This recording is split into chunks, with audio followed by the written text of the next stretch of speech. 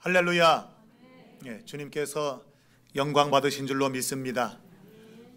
오늘 본문의 말씀을 가지고 변화산에서 갈보리 산으로 라는 제목으로 함께 말씀을 나누겠습니다. 오늘은 우리 교회가 세워진 지 54년째 되는 그러한 날입니다. 많은 날들을 지내오면서 여러 가지 우여곡절도 많았지만 기도하신 대로 모든 것이 하나님의 은혜였습니다. 하나님께서 고난 중에서도 택하신 교회를 지켜주시기 때문에 여기까지 올 수 있었고, 앞으로도 하나님이 약속하신 대로 음부의 권세가 이기지 못하는 그러한 교회로 견고하게 세워줄 줄로 믿고 감사를 드립니다. 교회 설립 주일을 맞이하면서 무슨 말씀을 전하면 좋을까라고 생각하면서 우리는 코로나19 시대 속에서 한 번도 가보지 않은 그러한 길을 걸어왔습니다. 아직 그 길이 완전히 끝난 것도 아닙니다. 교회는 많이 위축되었고, 특별히 이 복음 전하는 일은 참 그동안 너무 위축이 되었습니다. 예배도 드리지 못하는 그런 상황이었기 때문에 전도한다고 하는 것은 더 어려운 그러한 시간들이었습니다. 교회가 이렇게 어려운 길을 걸어가고 있을 때 많이 위축되었지만, 그러나 하나님은 하나님의 말씀을 통해서 우리에게 다시금 믿음과 소망을 주실 줄로 믿고, 오늘 이 마태복음 17장에 나타난 예수님의 변화산 사건 속에서 의미를 찾아보려고 합니다. 오늘 이 본문은 예수님께서 예수님의 제자 세 사람 베드로, 야고보, 요한을 데리시고 따로 높은 산에 올라가셔서 영광스러운 모습으로 변화된 그 사건을 기록해 놓고 있습니다. 이 사건이 있게 된 배경은 아마 16장에 있을 것입니다. 16장에서 베드로는 예수님에 대한 신앙 고백을 멋있게 했습니다. 주는 그리스도시요 살아계신 하나님의 아들이십니다. 주님은 그 말씀에 대해서, 그 말에 대해서 네가 복이 있다고 칭찬을 아끼지 않았습니다. 그리고 바로 이어서 예수님은 그분 자신이 십자가에서 죽으셔야 된다, 그렇게 말씀하셨고, 그 일에 대해서 다시 베드로가 절대로 그럴 수 없습니다 라고 꾸짖다가 책망을 듣는 그 사건이 아마 이 17장 변화산의 사건이 배경이 될 것입니다. 과연 이 변화산의 사건은 우리에게 지금 이 시대를 살아가는 믿는 자, 그리스도인들과 교회에 어떤 의미가 있는 것일까? 크게 세 가지로 생각해 봤습니다. 첫 번째는 이 변화산 사건은 하나님께서 선을 이루시기 위해서 믿는 자들의 삶에 균형을 이루시는 사건이다, 그렇게 말할 수 있습니다. 말씀드린 대로 베드로는 멋있는 신앙 고백을 했습니다. 주는 그리스도시요 살아계신 하나님의 아들이십니다. 바요나 시몬아, 내가 복이 있다.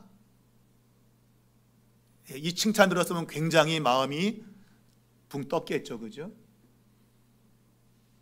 그때 주님이 그러나 나는 예루살렘에 올라가서 고난을 당하고 죽어야 된다, 그리고 3일에 살아날 것이다, 그렇게 말씀했습니다. 그 말씀을 듣고 베드로가 예수님께 꾸짖었습니다.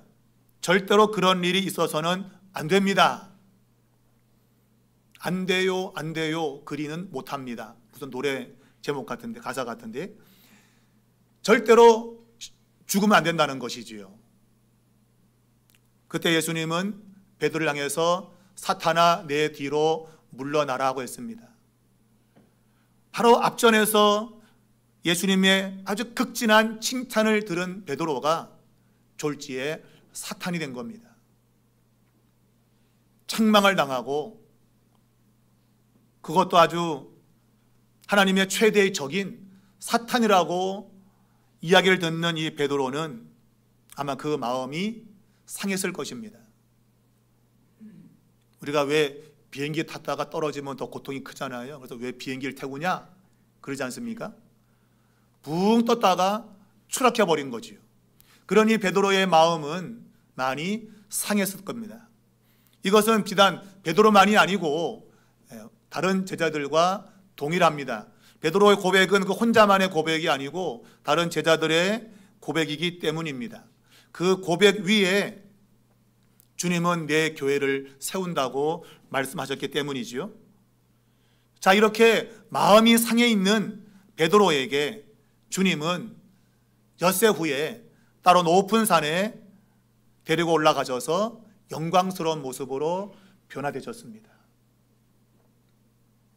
그 영광스러운 모습을 성경이 기록하기를 그 얼굴이 해같이 빛나며 옷이 빛과 같이 휘어졌다라고 되어 있습니다. 이 표현은 말 그대로 하나님의 영광을 표현한 것입니다. 6일 후에 예수님께서 제자들을 데리고 산에 올라간 이 사건은 구약 성경에서 위대한 선지자 모세가 자기 곁에 있던 세 사람을 데리고 시내산에 올라간 그 상황을 재현하고 있는 것입니다.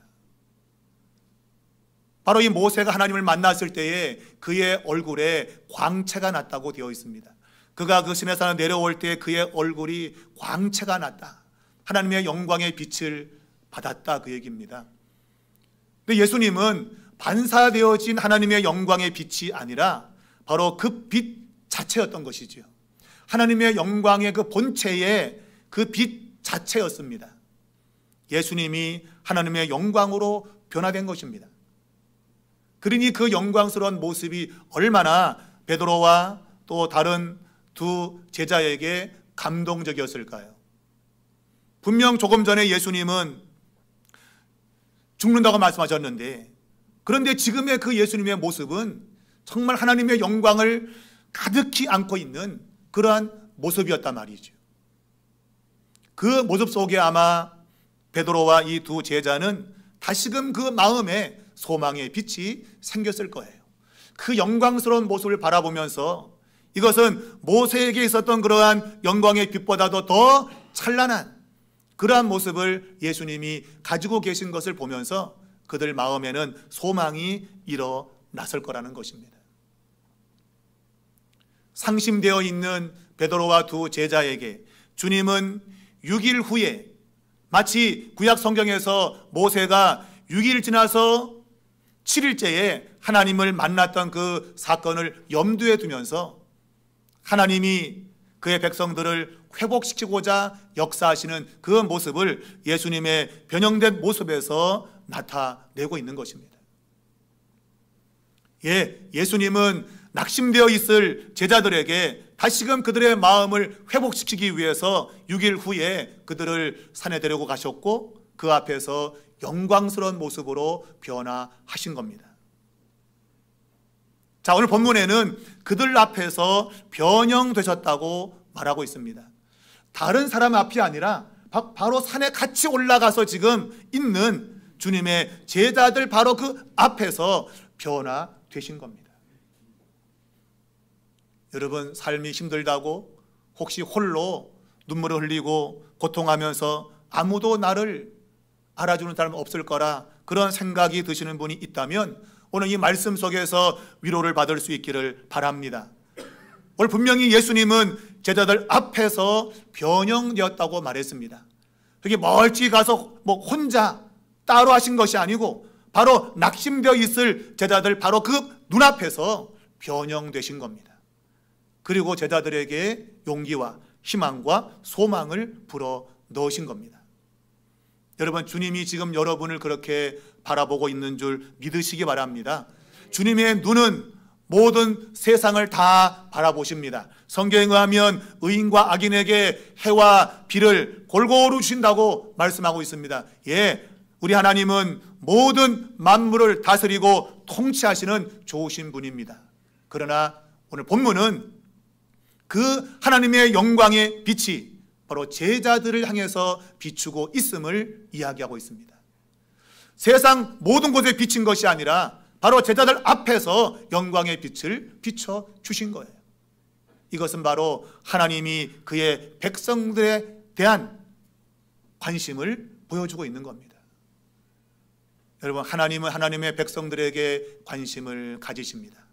오직 그분의 관심은 그의 백성들인 것입니다. 예수님의 관심은 낙심되어 있을 제자들에게 관심을 가지고 있는 것입니다.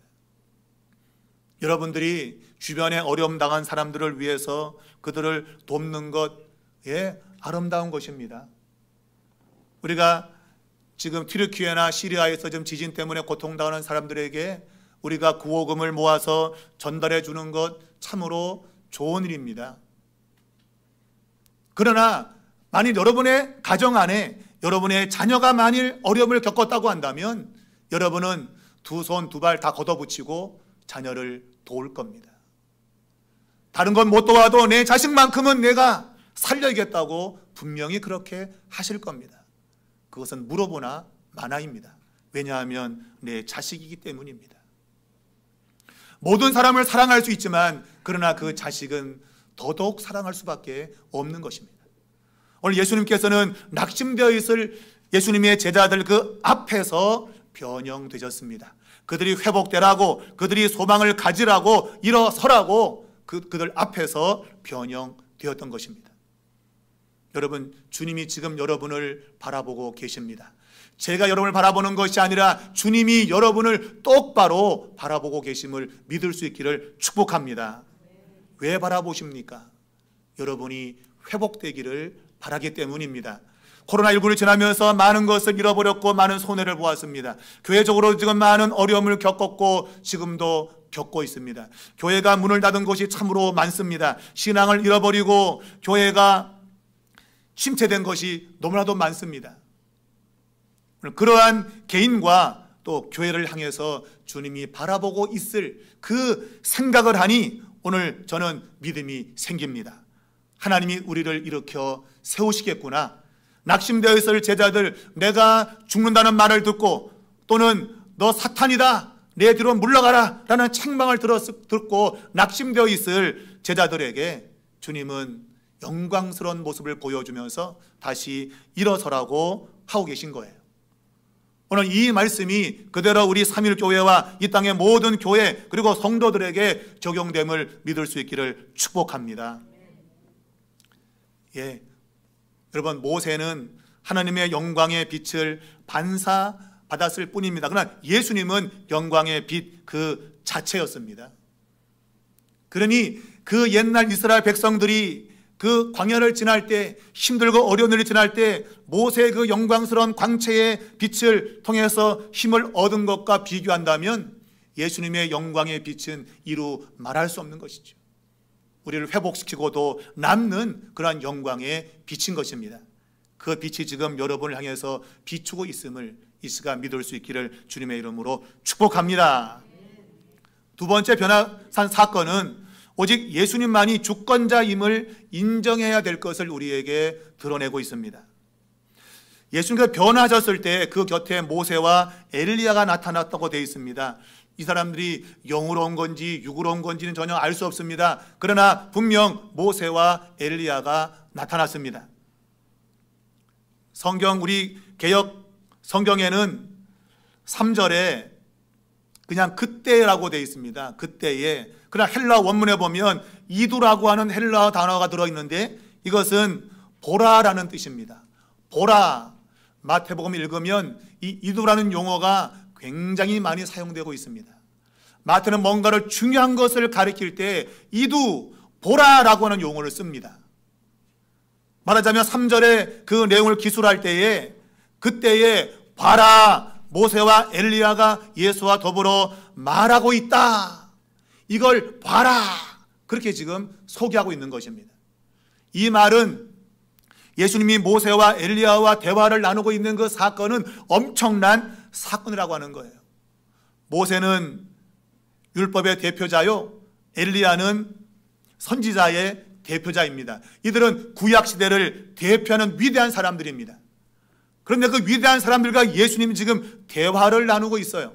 근데 성경에 보면 모세와 엘리야가 예수와 더불어 이야기한다고 되어 있습니다. 이 말은 예수님의 우월성을 이야기하는 거예요. 구약의 위대한 모세와 엘리야보다 훨씬 우월하신 예수님을 보라, 그런 얘기입니다. 예수님을 주목하여 보라, 그런 얘기입니다. 그런데 오늘 베드로는 4절 말씀 보게 되면 그가 주님이 원하시면 여기에다가 초막 셋을 지읍시다. 하나는 주님을 위하여, 하나는 모세를 위하여, 하나는 엘리야를 위하여 지읍시다. 그렇게 간청을 했습니다. 분명히 마태는 그 변화산에 나타나서 지금 영광스러운 모습으로 변화되어진 예수님께 초점을 두기를 바라며 보라! 모세와 엘리야가 나타나서 예수님과 더불어 이야기를 하고 있다. 그렇게 말했는데, 근데 그 현장에 있었던 베드로는 초막 3개를 지읍시다. 하나는 주님을 위해서, 하나는 모세를 위해서, 하나는 엘리야를 위해서 지읍시다 그랬어요. 어쩌면 마태는 이 성경을 기록할 때에 예수님의 그 상황을 염두에 둔다고 한다면 초막 하나를 지읍시다, 주님을 위해서 초막을 지읍시다, 이렇게 말해야 얼추 맞는 거예요. 왜냐하면 예수님께 초점을 두어야 되기 때문입니다. 그런데 베드로는 예수님을 구약의 모세와 엘리야와 동급으로 생각한 거예요. 아, 예수님 위대한 구약의 인물과 거의 동일한 수준의 그러한 분이다, 그렇게 생각한 것입니다. 그래서 초막 3개를 짓자, 그렇게 말하고 있는 겁니다. 여기서 말하고 있는 초막이라고 하는 것은 구약 성경의 성막과 성전의 의미를 가지고 있습니다. 하나님의 임재를 상징하는 그러한 장소를 가리키고 있고, 하나님 이것은 기념비적인 그러한 것을 이야기하는 거예요. 하나님이 이곳에 임하셨다고 하는 그러한 것을 상징하고 있는 겁니다. 하나님은 우리가 예수 그리스도만 초점을 두기를 원하시고 있습니다. 그래서 마태를 통해서 보라, 예수님을 봐라, 이렇게 말하고 있어요. 그런데 베드로는 예수님만이 아니라 모세에게도 엘리야에게도 그의 초점을 두고 있는 것입니다. 오직 예수님께만 초점을 둬야 되는 거예요. 이 말씀을 우리의 삶에 적용한다면 우리 역시도 예수님을 주님으로 고백하면서, 근데 우리의 눈은 이 주님이 아닌 다른 곳에 우리의 초점이 있진 않냐, 그 얘기죠. 돈이 내 인생의 초점이 되고 있고, 권력이나 명예가 내 인생의 초점, 세상의 성공과 부귀 영화가 내 인생의 초점이 되고 있는 것은 아닌가 하는 것입니다. 분명히 주님이라고 고백했다면 그 주님 앞에 절대적인 순종과 절대적인 복종이 필요한데, 다른 것에 우리의 마음이 나누어져 있다고 하는 거예요. 바로 마태는 이 사건 속에서 그것을 우리에게 드러내고 있는 것입니다. 우리가 앞에서 베드로가 주는 그리스도시요 살아계신 하나님의 아들입니다, 이렇게 멋진 고백을 했지만 그러나 그 고백답게 그는 행동하지 못했습니다. 정말 주님이 하나님의 아들이라고 한다면 그분의 말이 무슨 말이든지 들어야 됩니다. 옳소이다. 왜? 그분이 주권자면 주권자가 말하면 그대로 받아들여야 돼요. 그런데 베드로는 절대로 그럴 수 없습니다. 예수님이 죽으면 안 됩니다. 누구 마음대로. 주님이 죽겠다는데 베드로는 절대로 그러면 안 된다고 막아섰던 것이죠. 주님이라고 말했습니다마는 그러나 실제로 주님이 아닌 거예요. 여러분, 주님이라고 하는 것은 오직 그분의 말씀에만 절대적인 복종을 가지는 것입니다. 그게 주님이란 뜻이에요.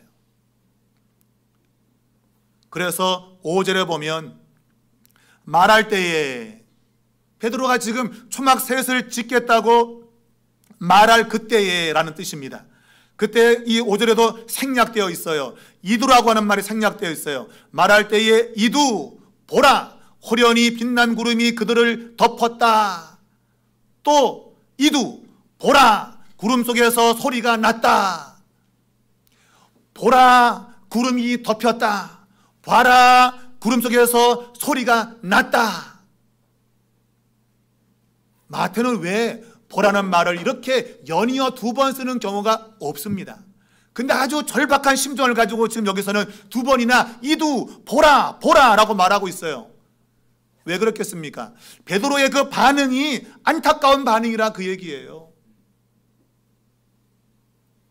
분명 예수님께만 초점을 둬야 되는데 모세와 엘리야, 뭔가 위대하고 좋아 보이는 것들에 대해서 마음을 빼앗기고 있는 그 모습을 보면서 마태는 그 상황을 기록하면서 봐라, 구름이 덮였어, 봐라, 구름 속에서 소리가 났어.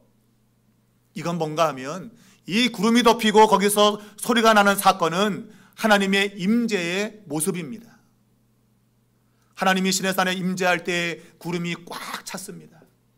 성전을 봉헌할 때에 그 성전에 구름이 꽉 찼습니다. 그것은 하나님의 임재를 가리키고 있는 겁니다.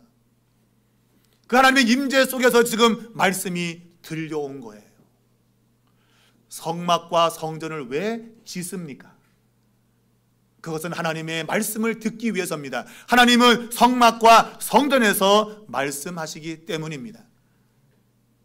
그런데 오늘 이 상황에서는 지금 성막도 없고 성전도 없습니다. 베드로가 성막을 짓자고 지금 간청을 했지만 아직 지은 건 아니에요. 그런데 놀랍게도 성막이 없는데도 불구하고 구름이 덮이고 그리고 구름 속에서 하나님의 말씀이 들려왔던 거예요. 이 말은 이제 예수님께서는 바로 성막을 대신하는 하나님의 영광의 본체이심을 이야기하는 겁니다. 이제는 성막이 없어도 하나님 말씀이 들려온다 이거예요. 어디에서? 예수님이 계시는 곳이면 어디든지 하나님의 말씀이 들려온다고 하는 것입니다. 그러므로 이제는 예수님께만 초점을 둔다면 얼마든지 하나님의 말씀이 들려오는 그러한 축복을 받을 수 있다고 하는 거예요. 여러분, 안타깝게도 우리의 신앙이 이렇지 않습니까? 하나님의 말씀이 들려오는 것에 초점을 두고 오직 예수님께 초점을 둬야 되는데 그건 별로 관심이 없고 다른 것에 더 많은 관심을 가지고 거기에 우리의 눈을 두려고 하는 이런 모습이 우리에게 있는 것이죠. 여러분, 이 구름 속에서 들려오는 소리, 하나님의 음성임에 틀림없습니다. 우리가 마태복음 3장 17절 이하에 보면 예수님이 세례 요한에게 세례를 받을 때에 하늘에서 소리가 들려왔습니다. 이는 내 기뻐하는 자라 그랬습니다. 동일한 말씀이 변화산에서 들려오고 있는 거예요. 이는 내 기뻐하는 자니 너희는 그의 말을 들으라. 그의 말을 들으라. 앞에서 예수님이 죽겠다고 하는 그런 말씀 들었을 때에 베드로는 그 말을 듣지 않았습니다. 부정했습니다. 절대로 그런 불길한 일이 내게는 일어나면 안 된다고 했습니다. 그러나 그의 말을 들으라. 그가 무엇을 말씀하든지 그대로 들으라. 여러분, 하나님의 말씀을 듣는 것이 신앙입니다. 내가 판단해서 좋은 건 듣고 거슬리면 그러면 안 됩니다. 이거는 신앙이 아니에요, 여러분. 그것은 우상숭배인 것이죠. 우상숭배는 내가 좋은 방향으로 섬기는 게 우상숭배예요. 그저 내게 복만 주면 좋은 거예요. 그래서 복 받기 위해서 복 받는 방법만 쫓아가는 것이 우상숭배입니다. 이 땅에 많은 사람들이 예수 믿는 것을 그런 방식으로 믿을 때가 있어요. 내게 돈을 준다, 건강을 준다. 그러면 그것에다 막 그냥 올인을 해요. 그게 아니고 힘든 일이 있다고 하면 아이고 나 그런 건 싫어. 그런 건 싫어. 내게 좋은 게 좋은 거지. 그런 방식으로 믿음의 생활하는 사람들이 종종 있습니다. 우리 본문은 절대 그럴 수 없다고 하는 거예요. 여러분, 하나님의 그 음성은 너는 그의 말을 들으라. 어떤 말씀 듣든지 그 말씀을 들으라. 예수님께 초점을 두라는 말씀인 거예요. 여러분이 그렇게 산다면 하나님의 축복은 따놓은 것입니다. 내가 말씀에 순종하는데 하나님의 복이 임하지 않는다? 그런 일은 결코 없습니다. 하나님의 말씀은 우리에게 복을 주는 말씀이기 때문입니다. 그러면 어떤 말씀이든지 여러분 그 말씀을 들을 수 있기를 주의 이름으로 축복합니다. 여기서 베드로가 초막을 짓겠다고 말했습니다. 이 초막을 짓는 것은 아까 말씀드린 대로 하나의 성전적 개념입니다. 하나님이 여기에 임하달라고 하는 것입니다. 달리 말하면 베드로가 지금 이야기하는 것을 우리에게 삶에 적용한다면 우리의 신앙을 제도화시키는 겁니다. 마치 다윗이 성전을 지으려고 마음 가졌을 때에 하나님이 거절했죠. 그죠? 근본적 거절의 이유는 무엇입니까? 근본적 거절의 이유, 왜 성전을 짓지 말라 그랬습니까? 그것은 그의 손에 피가 많아서라고 말하고 있지만, 그러나 원래 근본적 이유는 하나님은 사람이 지은 성전에 계시는 분이 아니기 때문입니다. 만일 그분이 성전에 계시는 분이었다고 한다면 누군가에게 명해서 내 집을 지으라고 말했을 거라는 거예요. 하나님은 성전에 계신 분이 아니라는 겁니다. 하나님은 온 우주에 계신 분이에요. 근데 베드로가 지금 여기다 초막을 짓고 하나는 주님께서 계시고 하나는 모세가 있고 하나는 엘리야가 있고, 이 말은 신앙을 제도 속에 가두는 겁니다. 하나님 이곳에만 오십시오 라고 하는 겁니다. 하나님은 이곳에만 계시는 분이 아닙니다. 오늘 많은 그리스도인들이 하나님을 제도 속에 가두고 있는 것이죠. 하나님 여러분 이곳에만 계십니까? 여러분의 가정에는 안 계시나요? 여러분의 직장에는 안 계십니까? 근데로 교회 나와서 정말 거룩하게 하나님을 대하지만 요 문을 나서는 순간에는 이것도 성전도 아닌데, 근데 마치 성전인 것처럼 나와서 거룩하게 지내면서 여기만 나서면 하나님이 안 계신 것처럼 내 입에서는 더러운 말이 튀어나오고, 그리고 행동은 내 멋대로 하고 그러고 있는 거예요. 그러면서 초막을 지읍시다, 초막에 계십시오, 우리의 신앙을 제도 속에 가두고 있다 이거예요. 여러분, 신앙을 제도 속에 가두는 건 매우 위험합니다. 그렇게 되면 결국 외식으로 떨어지게 돼 있어요. 마음은 그렇지 않으면서 그런 것처럼 보이는 그런 신앙이 되고 마는 겁니다. 저는 코로나19가 우리의 민낯을 보여줬다고 생각합니다. 정말 하나님께 예배드리기 싫으면서 억지로 제도에 묶여가지고 억지로 나와서 예배드리고 있는 거예요. 그냥 억지로, 그냥 교회가 싫은데 억지로. 야, 억지로 하지 말고 자연스럽게 나오지 마. 코로나19가 온 거죠. 그러니까 자연스럽게 안 나와요. 그냥 자연스럽게. 자유다. 그래, 자유를 누려. 자유를 누려. 집에서 TV 보면서 마음껏 자유를 누려. 근데 우리는 그래요. 이제 코로나19가 끝나면 예배 잘 드려야죠. 이제 예배 잘 드려야 되겠어요. 예배를 잘 드리는 것 같아요 지금 여러분? 천만의 말씀이에요. 여전히 우리는 그 제도화라는 것에 우리는 묶여가지고 똑같이 신앙생활을 거듭하고 있어요. 교회만 오면 신앙생활 잘하는 것처럼. 근데 그것마저도 오기 싫고, 그런 모습들이 우리들의 모습이에요. 우리가 만들어놓은 제도 속에 우리 스스로를 가두면서도 그것조차도 힘에 겨워서 하는 것이 우리들의 모습일 때가 많다고 하는 것입니다.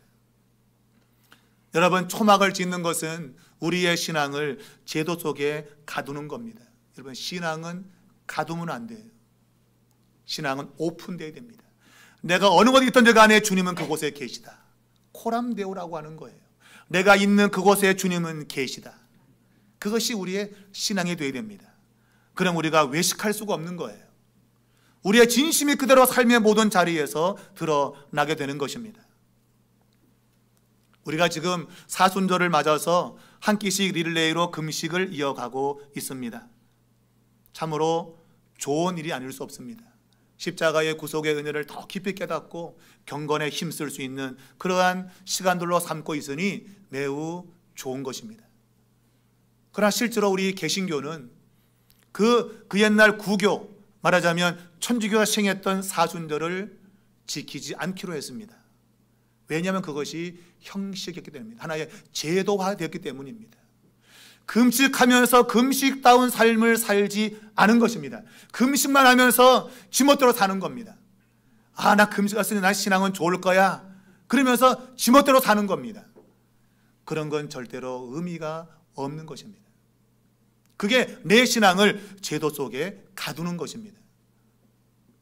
여러분, 이사야 58장에 내가 기뻐하는 금식은 이라고 말하죠. 그죠? 당시에 사람들은 하나님을 위해서 금식을 했습니다. 바리새인들은 일주일에 2번씩이나 금식을 했습니다. 그러나 그들의 모든 금식은 외식이었습니다. 그냥 밥만 먹지 않는 거예요. 내가 기뻐하는 금식은 흉악의 결박을 풀어주고 가난한 자를 돕고 줄인 자에 먹을 것을 주고, 그것이 하나님이 기뻐하시는 금식이라고 했습니다. 우리의 신앙을 제도 속에 가두는, 밥만 먹지 않는 그런 금식이 아닙니다. 진정한 금식은 고통을 당하는 자들을 풀어주는 것, 그것이 금식이라고 하는 거예요. 어저께 제 아내가 저녁 금식이었습니다. 그래서 밥을 준비하면서 우리 아들, 딸이 도왔습니다. 기특하게도. 밥을 안 먹는 사람이 밥 차리는 건 좀 힘들잖아요. 우리 아들, 딸이 도왔습니다. 지지고 볶고 막 하더라고요. 밥을 다 먹었습니다. 문제는 누가 설거지 하느냐, 누가 설거지를 하느냐, 이게 문제예요. 아내는 들어왔어요. 지금 방 안으로 들어왔어요. 전 또 뭐 준비한다고 뭐 하고 있고, 누가 설거지를 할 것인가. 옛날 같으면 안 했어요, 애들이. 근데 어제 제 딸이 설거지를 했더라고. 딸이 설거지를 했어요. 그게 진짜 금식인 것이죠. 왜? 지금 엄마는 금식에 흉하게 결박에 묶여 있잖아요. 지금. 흉하게 결박에 묶여 있는데 그거를 자유케 해준 거예요. 설거지까지 한다면 더 묶이는 거죠. 엄마 설거지 내가 할게. 풀어준 거예요. 그게 진짜 금식인 거예요. 여러분, 제도 속에서 그냥 밥만 먹지 않는 건 금식이 아니에요. 고통당하는 사람들에게 자유를 주고 해방을 줄 수 있는 것, 그것이 진짜 금식인 겁니다. 오늘 베드로가 초막을 짓는 것은 제도 속으로 자기를 밀어넣는 거예요. 초막을 지을 필요가 없어요. 왜? 초막을 안 지어도 하나님의 음성이 들려오기 때문입니다. 여러분이 이 교회를 오지 않았어도 여러분이 어디든 간에 하나님 음성은 들려옵니다. 여러분의 심령 속에 예수님만 계시다면. 그러나 그런 것 없고 단지 교회 다닌다고 하는 그런 명목상만 갖고 있다면 여러분이 이곳에 와서도 하나님의 음성은 들리지 않을 거예요. 여러분, 변화산의 사건은 우리가 주님께로만 초점을 두는 인생을 살라고 하는 것입니다. 내가 어디 가든지 항상 주님을 내 면전에 모시고 주님을 바라보고 사는 삶이 되라고 말씀하고 있는 것입니다. 여러분, 그러한 삶이 되시기를 주의 이름으로 축복합니다. 마지막으로 세 번째, 이 변화산 사건은 제일 중요한 내용입니다. 예수님은 이 변화산 사건이 있은 이후에 산을 내려오셨습니다. 베드로는 초막을 짓자고 간청을 했습니다마는 예수님은 거절을 하고 산에서 내려오셨습니다. 주님은 그 영광의 모습을 뒤로하고 산에서 내려오신 겁니다. 내려오시면서 예수님은 자신이 죽어야 될 것을 이야기했습니다. 조금 전에 영광의 모습을 가졌던 그분이 나는 죽어야 할 것이다, 그렇게 말씀했습니다. 여러분, 예수님의 그 죽음의 사건은 있을 수 없는 사건이지요. 아니, 조금 전에 그 영광의 모습을 가졌던 그분이, 하나님의 본체를 드러냈던 그분이 어떻게 죽으실 수 있는가? 그러나 주님은 그분이 죽어야 된다고 말씀했습니다. 그러면서 제자들이 물었습니다. 그러면 왜 어떻게 해서 엘리야가 먼저 와야 된다고 서기관들이 말합니까? 이 엘리야는 종말에 엘리야를 가리키고 있습니다. 마지막 때가 되면 내가 엘리야를 보낼 것이라고 하는 말라기 선지자의 예언입니다. 엘리야가 오면 마지막이 온 거예요. 근데 아직 엘리야가 오지 않았다 이거죠. 지금 주님이 영광스러운 모습을 우리에게 보여주셨는데, 그런데 왜 엘리야는 오지 않은 겁니까? 그때 주님이 엘리야가 왔다고 말했습니다. 엘리야가 왔지만 그를 임의로 대했다. 나중에 제자들은 그것이 예수님께서 세례 요한을 말씀하신 것을 깨달았다고 되어 있습니다. 여러분, 이 엘리야는 바로 세례 요한으로 왔습니다. 세례 요한은 알다시피 목이 잘려 죽었습니다. 아주 비참하게 죽었습니다. 바로 그 세례 요한처럼 자신도 고난을 받을 것이라고 말씀하고 있습니다. 결국 예수님은 갈보리 산에 십자가로 죽으셔야 된다고 말씀하는 것입니다. 엘리야가 오면 만물을 회복할 것이라고 했습니다. 이 말은 예수님께서 십자가에서 죽으시면 만물이 회복될 것이라고 말씀하고 있는 것입니다. 여러분, 만물의 회복이 어떻게 십자가에서 죽음을 통해서 이루어질까요? 이것이 물음표인 거예요. 그런 거 없이 그냥 변화산의 영광의 모습을 드러내시면 좋겠는데, 그 영광스러운 모습을 온전히 이루시기 위해서는 갈보리 산의 십자가에 달리셔야 된다고 하는 것입니다. 여러분이 변화산의 높이는 알려지기로는 다볼산으로 알려져 있으면서 높이가 588m 정도 된다고 알려져 있습니다. 그리고 주님이 십자가에 못 박히는 갈보리 산은, 골고다 언덕으로 알려져 있는 그 산은 750m로 알려져 있습니다. 두 산의 높이가 비슷합니다. 많아봤자 한 200m 정도 차이가 날까요? 그러한 높이의 차이입니다. 그러나 이 변화산과 갈보리산의 높이의 차이는 어마어마한 차이입니다. 눈으로 볼 때는 약 200m 남짓의 차이지만, 그러나 의미적으로는 엄청난 차이인 것입니다. 하나님의 영광의 보좌를, 큰 높은 보좌를 버리고 가장 낮은 곳으로 오셨기 때문입니다. 그 차이는 인간이 감히 측량할 수 없습니다. 영광의 하나님의 보좌를 버리고 가장 낮고 천한 갈보리 산으로 오신, 십자가로 오신 그 주님의 겸손을 말씀하고 있는 것이죠. 그분이 자신을 비움으로 말미암아 우리에게 생명을 주신 것입니다. 그 엄청난 높이를 단숨에 뛰어오신 거예요. 왜? 저와 여러분을 살리시기 위해서. 저와 여러분이 만물의 영광을 누리게 하도록 주님은 그 영광의 보좌를 버리신 겁니다. 그리고 가장 낮은 자리로 뛰어내려 오신 거예요. 그 높이는 상상할 수 없습니다. 그 높이만큼 하나님의 사랑은 상상할 수 없는 거예요. 이것은 인간이 짐승을 위해서, 죽기 위해서 짐승이 된 것보다도 더 놀라운 사건이에요. 하나님이 죄로 인해서 영원히 죽을 인생을 위해서 십자가로 오셨다고는 사실은 어마어마한 사건인 것입니다. 주님은 우리에게 그 영광을 주시기 위해서 변화산을 내려오신 겁니다. 영광의 보좌를 버리신 겁니다. 여러분이 그 사랑을 진실로 깨닫게 될 때 우리는 변화산을 추구하는 것이 아니라 갈보리 산으로 갈 것입니다. 사람들은 영광의 자리를 얻기를 원합니다. 주여, 그래서 여기다가 초막셋을 짓고 사합시다라고 말합니다. 그러나 주님은 내려가서 갈보리 산으로 가자라고 말씀하십니다. 왜? 그곳이야말로 영광에 이르는 곳이기 때문입니다. 주님이 우리 삼일교회를 왜 세우셨을까요? 그것은 영광을 주시기 위함입니다. 그러나 그것이 변화산의 영광이 되기까지는 반드시 갈보리 산으로 가야 됩니다. 그래서 히브리서 기자는 예수님이 영문 밖으로 가져서 골고다 언덕에서 죽으신 것처럼 우리 역시 추억의 십자가를 지고 영문 밖으로 나가자고 했습니다. 왜? 그 길만이 변화산의 영광으로 가는 길이기 때문입니다. 우리 교회의 존재의 목적은 바로 여기에 있는 것입니다.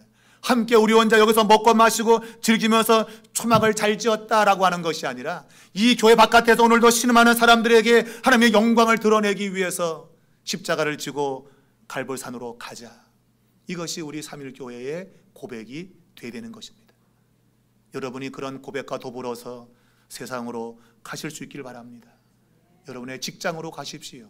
여러분의 마을로 가십시오. 여러분의 삶의 자리 어디든지 가십시오. 바로 그것이 바로 갈보리일 것이고, 그리고 결국 그것은 변화산으로 이어지게 될 것입니다. 그래서 여러분을 부르셨고 삼일교회를 세우셨습니다. 이 일을 이루기까지 주님은 함께 하실 것입니다. 함께 하셔서 마침내 그 뜻을 이루시고 영광의 나라에 우리 모두를 데리고 가실 것입니다. 그런 축복의 날이 오기를 주의 이름으로 축복합니다.